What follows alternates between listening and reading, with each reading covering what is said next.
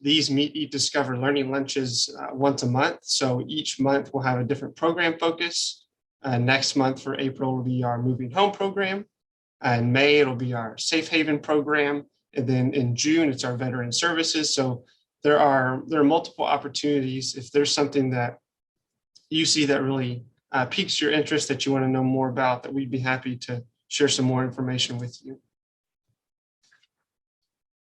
So after I give a brief overview of the shelter and some of our programs, I'm going to hand it off to Kirsten Ham. She's our Vice President of Workforce and Career Development here at Presbyterian Night Shelter. So she oversees our social enterprise UpSpire. We're really excited that she's here, and she's going to share a lot of information about UpSpire and the great work that they do in the community. So I'm excited about that. If you have any questions as we go along, and then during Kirsten's portion of the presentation, put those in the chat, and a member of our team, Judy Glover, she's here with us as well. She will be moderating those, and we'll get those questions answered after we wrap up the presentation. So without further ado, and the way that you can think about this presentation is normally we would have you here on campus at Trueworth Place, and we would go outside and do what I call a Four Corners tour. And so you can really get a snapshot of everything that Presbyterian Night Shelter does when you stand on the corner of Cypress and Presidio. So that's where most of our buildings are, is right in this corner. So what I'll do is I'll walk through each of the programs and give you a brief snapshot of what they do, and then I'll hand it over to Kirsten. So Presbyterian Night Shelter was started in 1984, and it was founded by 3 Presbyterian ministers. And the reason it was founded kind of hits close to home, especially after the recent winter storm. So there was a man who actually froze to death in his car off of East Lancaster, and these 3 Presbyterian ministers knew that they did not want to see something like that happen in the community again. So they took it upon themselves to found Presbyterian Night Shelter. And the picture you see on your left is our original location, and that was from 1984 to 1987. Then in 1987, we moved over to our current location off of Cypress Street, which is right off of East Lancaster. And if you look at that picture, I mean, that used to be that was the shelter. There were no other buildings around it. And so all of the men, women, and then women with children all stayed in that building. And when we first got started, we had close to 200 people that stayed with us. And if you can imagine 200 people, including families in one building, we outgrew that pretty quick. And so over the past 30 or so years, we've added buildings and programs to really address what we feel like is 360 degrees approach to ending homelessness. So the first building that I will show you is our Carl Travis Men's Center, which when we first moved over off of East Lancaster in 1987 was the main shelter. And so there are 2 main things that the Carl Travis Men's Center does. It's emergency shelter, and it's our moving home program. And you'll see a theme as I go through the programs. There are 3 main ways that we serve people that are experiencing homelessness: shelter, it's housing, it's employment. So as we go through the programs, you'll really see that shelter and housing piece, and then Kirsten will really hit on that employment piece towards the middle. So at the Carl Travis Men's Center, like I said, there are two main functions. There's shelter, which is our emergency shelter. That's what you would traditionally think of when you think of an emergency shelter. You come in at around 3 p.m. You get checked in, you get a bed, a hot meal, access to showers, and then at 7 a.m. is when you exit. So there's no case management. It's really just somewhere to be overnight out of the elements, somewhere to sleep, and a hot meal. And the second piece of that is our moving home program. And this, once people enter the program, they are immediately connected with a case manager And within the first 24 to 48 hours, they get a housing plan put together, and that case manager's goal is to set them up to successfully move out of homelessness and into independent living. So whatever that looks like for each individual in the Men's Center, that case manager will work with them to make that goal, to realize that goal for them. And this gives you a snapshot of the renovations that are currently going on at the Men's Center. Like I said, when we moved over here in 1987, this was the main shelter. And outside of some, general repairs and upkeep since 1987, the building definitely needed some love. It needed to have that hope and that dignity and that respect that all of our other programs buildings have, and we wanted to make sure that the Men's Center reflected that as well. So after wrapping up our campaign for campus renewal in 2019, we began renovations in 2020. COVID, of course, slowed that down a little bit, but we do expect to be finished around the end of April. We're really excited. Every time I go over there, it looks better and better. It's a really exciting to see the vision for that building become reality. And so on the left, you'll see the new entrance. And on the right, that's a snapshot of what the inside will now look like. It's brighter. There's new fans, HVAC. It's really a top to bottom facelift and revitalization of the building. So we're excited about that. And hopefully later this year, we'll be able to have people come out and tour it in person. So again, if you're interested in that, be on the lookout, and we'd love to have you out to tour that new building. And so if we were to turn a little bit and look down the street, about a block away from the central part of our campus is the Morris Foundation Family Services Center. Built in 2016, this building is specifically for our families. So it houses 40 families. And though, when we first opened the building, it was just single moms with kids. But in 2018, we realized that there was a greater need in the community to serve all types of families. So now we have room for single dads with kids, single moms with kids, and then 2-parent families as well. And we can accommodate families, a single parent and 1 kid, up to 2 parents and multiple children. So we have rooms to accommodate families of all sizes to make sure that their needs are met and we can help them exit homelessness. The way the program is structured, we have case managers that work with the parents, and then we have children's advocates that work with the kiddos. So we make sure that the entire family's needs are met and we're able to get them out of homelessness as quickly as possible. And these are just a couple pictures to give you an idea of the look and the feel inside. It's bright. There's a lot of art that makes it feel fun. Outdoors, we have a playground. And there at the bottom, you can see it's situated kind of like maybe a dorm room. It's got a Jack and Jill bathroom, but what's great is these families have their own space that feels like their own, that gives them a sense of ownership that they can, really latch on to while they're here and as they're transitioning out of homelessness and into independent living. So if we were to walk back up the street a little bit to the Four Corners, we would see the Patriot House. And I believe Lisa said that she's with First Command and they support Patriot House, so we appreciate that. So the Patriot House was built in 2008, and the goal of Patriot House is to serve specifically veterans. So we have room for 32 veterans in this building, and the structure of the program is similar to that of our Men's Center and our Women's Center. So still focuses on housing, focuses on setting guests up for success once they move out of homelessness and into independent living. But with veteran services, there's some more veteran-specific services that are offered to make sure that veterans are as successful as they can be on their journey out of homelessness. And we have a great partnership with Veteran Affairs, for this program that kind of helps us make sure that all of those needs for those veterans are met.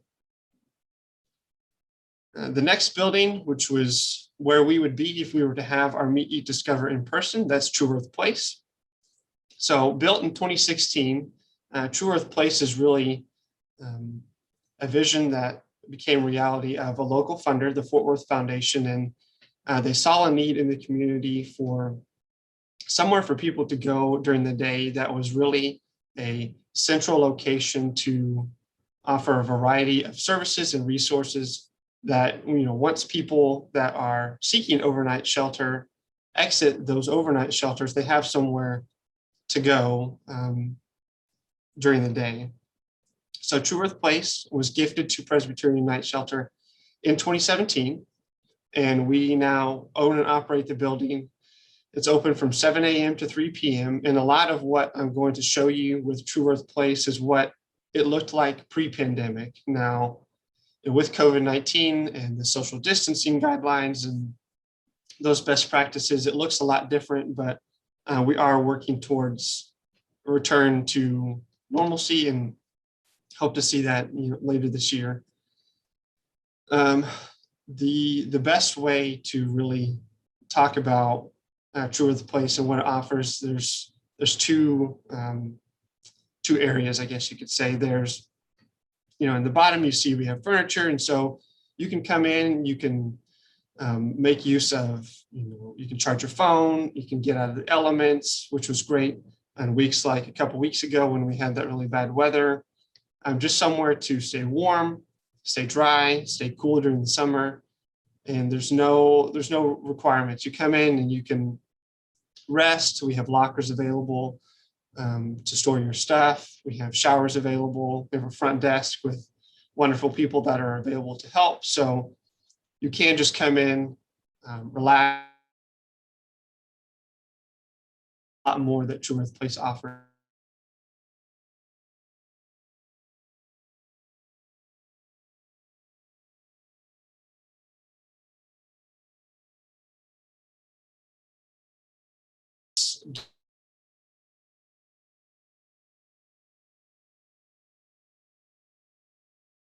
The more practical ones, which would be things like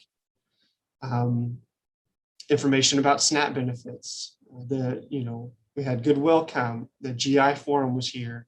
I think you can see on there's NA, AA. So we had a lot of more, maybe what you would consider practical things that people could take advantage of. But also, and I think you can see under Wednesday, there's a stack of books. We had a book club. That's the gentleman in the bottom middle. There's art class.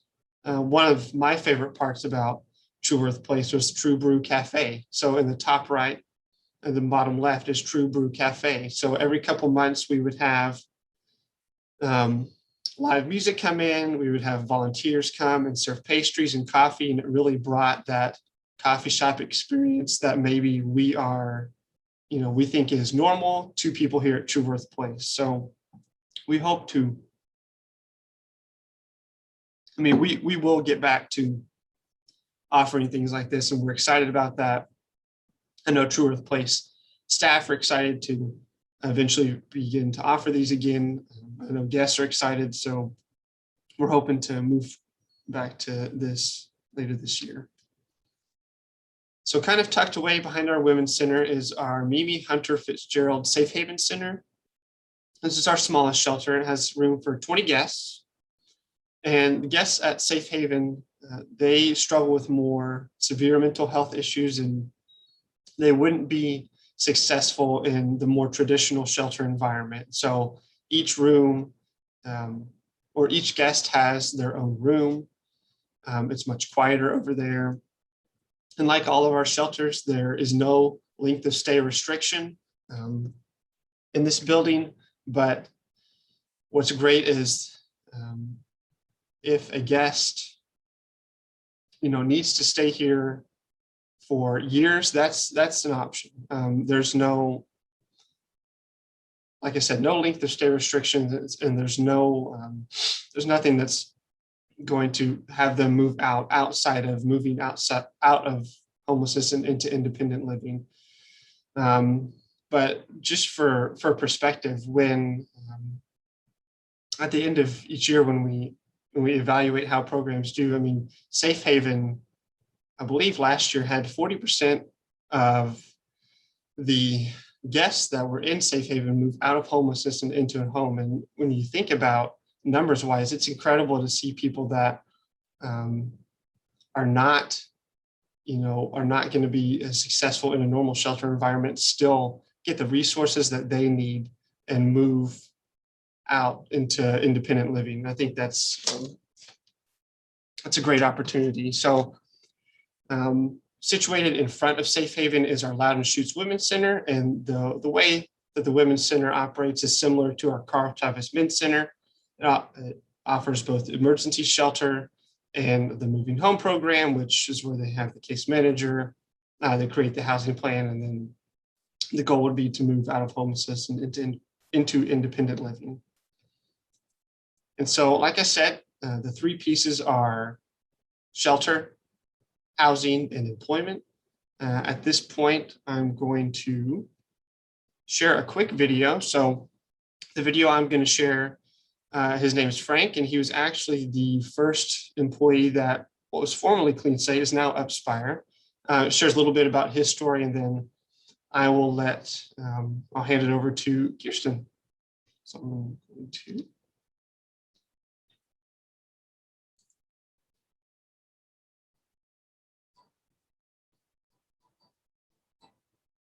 A lot more humble now. I never have expected to be in a homeless shelter. First got out of the halfway house. I had no hope, no ambitions or anything. I had no clue what I was going to do, where I was going to go, where my next meal was coming from. The only place I had to go was to Presbyterian Night Shelter. Got down there and worked their programs for a couple months. Going through the process of getting an ID, first thing.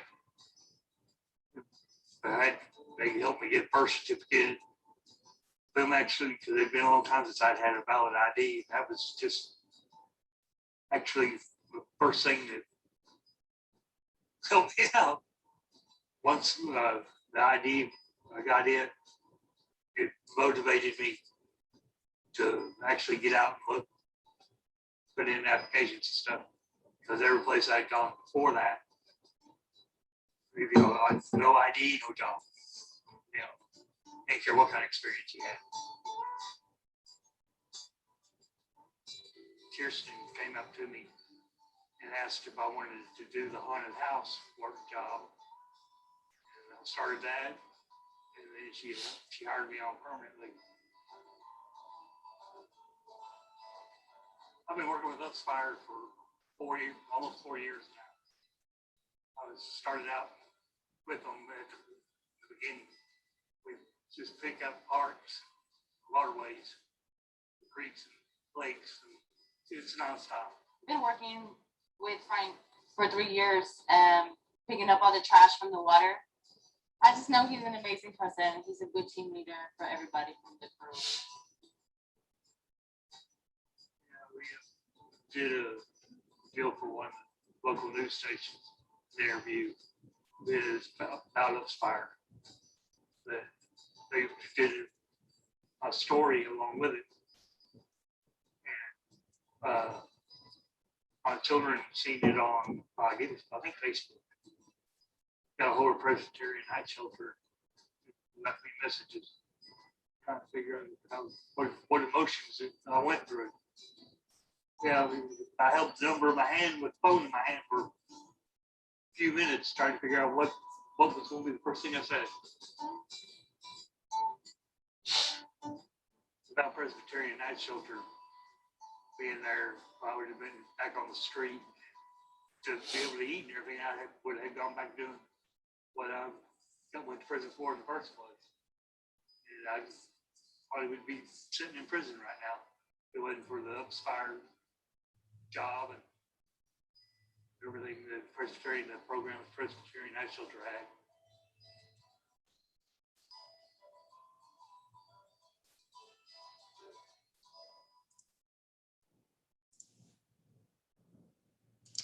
right, I will turn it over to Kirsten. Hey everyone. Well, I always love that video. Frank is a very valued member of the UpSpire family. And I also just wanted to introduce Lindsey McDonald, who's on the call with us today as well. She is one of our operations managers with UpSpire. And so I just invited her today so that she can just talk a little bit about the day-to-day and what she does and what it looks like for our employees when they go out to work for us. So just to start, let's just talk about what a social enterprise is. There's a lot of definitions and people kind of get hung up on the term sometimes. But the way that we define social enterprise is that it's a mission-driven business where the mission is equitably as important as the business, so driving the revenue. So those two things more often than not come in conflict, right? Because when you're running a business, you're running it for profitability and for growth. But when you're, supporting your mission, you are making sure that you're meeting the needs of that mission. And for us, that's our employees.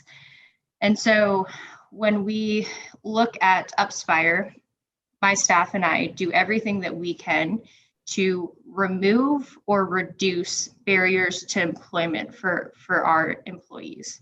So when we say barriers to employment, the most common ones would be background and lack of access to a reliable transportation. But it's also things like, maybe not having a lunch, whether that's our employees can't afford lunch or they don't have access to a kitchen to make lunch, what have you. We provide food every day. We provide free water. We provide free transportation, uniforms, whatever we can do to help them, we do. And then another huge thing that my team does is more often than not, they're scheduling liaisons. So our employees tend to have a lot of things on their plate, whether that's PO visits or meetings with their case manager or, just trying to go out and look for apartments if they're trying to move out of homelessness. And so we really work with our employees around time management skills, communication, just things that help them not only be better employees, but be ready to take that next step in their life when they move on from UpSpire and go back into the general workforce so that they can be successful in the long term. So speaking of UpSpire and why we were started, when I was first hired, I was hired to start a social enterprise, which at the time became Clean Slate in 2016. And even when I was hired, lack of income and lack of opportunity had been self-reported by people struggling with homelessness in Tarrant County as the leading reasons as to not only why they became homeless, but why they remained homeless. And so because of Toby's vision and our commitment at Presbyterian Night Shelter to not only just manage homelessness, we don't want to manage homelessness, we want to address the root causes. We want to solve homelessness. We saw this as an opportunity to provide employment that created income for our guests so that they could move out of homelessness and re-enter the general workforce. So that's been our driving force since day one. And as Michael has said, as we've grown, it's really become a pillar of Presbyterian Night Shelter. And our vision, our goal is to offer everyone who walks in our doors a job. And so looking at it today, we have 4 commercial services. We have about 125 jobs available to the guests of Presbyterian Night Shelter and others who are looking for employment. So I'll get into our enterprises in a second. But one thing, this comes up with COVID and how it's impacted us, predominantly in every other operating year, individuals struggling with homelessness have been our primary kind of target population. But with COVID, things at the shelter have really changed. And so last year, we actually saw a flip in our demographic of target population where we predominantly served individuals with backgrounds that they identified as being barriers to employment. So with that, we had about 93% of our staff that had barriers defined as their background, and about 73 that had struggled with history of homelessness or current homelessness. So that was a flip that we saw with COVID. But we're hoping, as things slowly get back to normal and we can increase our capacity back at the shelter, and we finish with the awesome renovations at the men's shelter, that we'll see that flip back to our predominantly target market being individuals struggling with homelessness. So looking at UpSpire currently, if people were to ask me what we do, I would say we're a commercial service firm. So even all of our enterprises, they're all defined as a commercial service. So we have staffing, we have commercial janitorial, we have commercial landscape, which just started this week up again with the season, and we have our litter pickup. So with those services, we have different primary customers, but staffing, a really exciting one, is if a lot of you guys live in Fort Worth, your waste is picked up by Waste Management. All the guys on the back of the trucks, the helpers, that's UpSpire. So we staff with Waste Management. We're part of their innovative employment pathways model. And our guys are on the back of the trucks, but they have the opportunity to get their CDL permit and be hired on as waste management drivers and graduate into that career. So that's our largest staffing contract, but we also work with a local awning company, a pipe manufacturer. So with staffing, we look for the temp to perm model. We would like our employees to be able to move out of our workforce and into our customers' workforce and into a supportive environment. With Litter and Grounds, that is the enterprise that Frank that you heard from. That's the enterprise that he's employed under. And our primary customer is the city of Fort Worth. So we are out in the neighborhood revitalization areas, which are currently Rosemont, Ash Crescent. That is soon to go switch to the Como area, as well as just a general citywide crew. So when a citizen maybe files a complaint or brings an area of concern to code compliance, our crews are the ones that are sent out to remediate that roadside litter. Another very fun crew, which Frank is a part of, is our waterways crew. And so this crew is actually privately funded. It's a donor fund, but they go out in the city of Fort Worth and they keep our parks clean and all the surrounding areas looking nice. And so that's a fun one. And then we recently started working with the Trinity River, TRWD, the water district, and we service the trash cans out on the Trinity trails. And so we're continuing to grow litter and looking at that.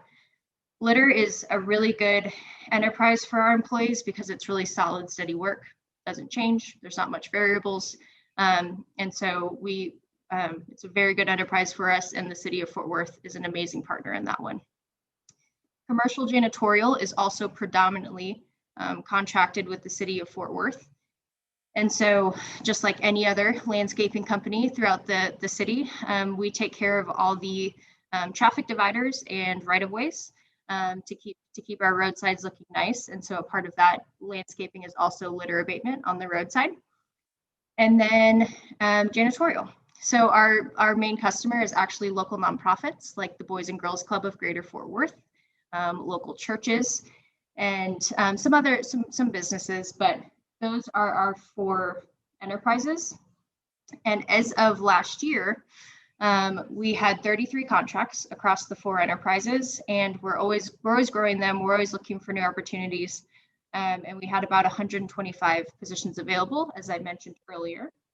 And we paid $2.1 million out in wages to our frontline staff. And so we're very proud of that number. We also work very hard to continue to bring up our average wage. And so last year, our average wage paid out across all the enterprises was $10.87. That's risen pretty drastically since I started, but we're continuing to push to raise that for our employees. Every employee here is a full-time W-2 employee. They receive the same benefits that all of the rest of the staff at Presbyterian Night Shelter receive, which include paid time off, subsidized healthcare, and that's really beneficial to our employees. For a lot of them, this is the first supportive employment environment that they've been a part of, and it's the first time that they've received those benefits. So we help them navigate that process, and everything that we do, again, is just to support our mission and try to provide them with that base that they need, to move on and be successful. Also with last year, about 102 of our employees moved on to higher paying jobs, which is something that we celebrate every time it happens. And 52 of our employees moved out of homelessness while they were employed with UpSpire.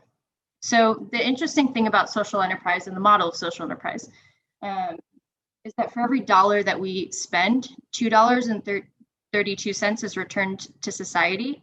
$1.31 is direct savings to taxpayers. So the link to that study is on REDF's website. You can also find it on our website, upspire.org. But an important thing for our customers and our community members and our donors to realize is when we provide employment to our target population and we're able to get them off of public services, we're adding value back into our community. And so looking at last year with the $2.1 million that we paid out, UpSpire returned $4.7 million of value back into our community, 2.7 of which was direct savings to taxpayers. So it has a really broad community impact, but it also has such important impact on the lives of our employees, which is why we're so passionate about the work we do and why we're so committed, to continuing to grow it. So I'm going to turn it over to Lindsay. She's just going to walk you through kind of what her enterprises look like and what a day in the life is for our employees. And then we'll answer any questions that y'all might have. Hey guys, I'm Lindsay. So like Kirsten was saying, I am over our janitorial services, I'm over our litter services, and I'm over our landscaping services. So my janitorial starts about 4 a.m. And they're very self-sufficient, which is great for me because I did the 4 a.m. shift a couple times and it was a 4 a.m. shift. So they are wonderful and they just go out and clean different facilities and make sure that the facility is ready for the clients. And especially with COVID, we've had to really up our sanitation aspect of our cleaning services. And so we just ensure that each facility is available to continue to run efficiently despite COVID and the barriers that brings. So it's really helpful for that business and then also us as it gives our employees some more opportunities to do some more tasks and work under their janitorial services that they were already doing previously. So they run my janitorial services run from 4 a.m. till about 12 midnight, Monday through Friday. And then we're also running on most Saturdays. So I'm very thankful for them. They do such a great job and just always provide some great stories. And then my litter and landscaping both run, they both start at about the same time. So they'll come in about 6:45-ish. And both of those are still very self-sufficient. It's really wonderful to watch them run and get things together and get their crews ready for the day and watch my litter leads and get their crew members and remind them to get everything they need. So they leave about 7 a.m. In the morning and disperse into all areas of Fort Worth. And just kind of run through the day. If there's ever any type of hiccup in the day, we definitely get out there and help them so that we can get them back on track with the city of Fort Worth, whether it be the litter or the landscape, so that they can continue throughout what's being asked of them by the city of Fort Worth.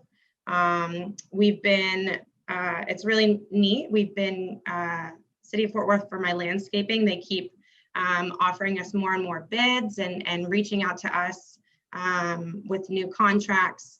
And that's just such a wonderful feeling to know that they're happy with our services that we're providing. When landscaping started back up on Tuesday, man, my guys were so pumped. They had been, they've been really excited to start. They were ready to start landscaping a couple weeks prior, but the snow hit and prevented them. And so they were really, really excited. My guys really love what they do. Every morning it's really fun because it's just always a good time in the morning. Everybody's excited. Everybody says good morning to each other. They remind each other to get, what they need for the day. And it's really a wonderful family that we've built within our litter and landscape. So most of my guys come back about 3:30 every day. And then once again, very self-sufficient.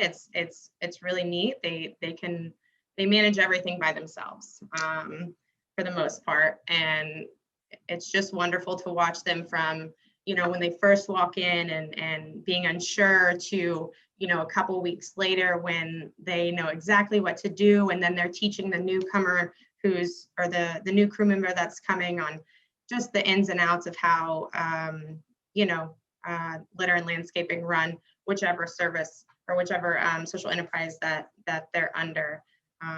So I have one really fun story that's like my favorite. We had one employee come in and he shared with me that he had never had a job in any sense. He really focused on crime and living that life. And then he said that this was the best job and that he couldn't imagine ever leaving. And it's just such a wonderful feeling to know that we can provide somebody that sense of security and knowing that obtaining a job is achievable and you can be successful doing that. And it's just, it's nice hearing my guys and how happy they are. It's really nice. It's definitely joyful. So if y'all have any questions about how my litter, landscape, or janitorial services run, I'd love to answer any of those. Yeah, so at this point, if you have questions, you can put them in the chat, or if you'd like to unmute and ask them, then you're welcome to do that as well. I'm sure Kirsten and Lindsay can answer any questions you may have. Yeah, thank y'all so much for listening. I really appreciate it.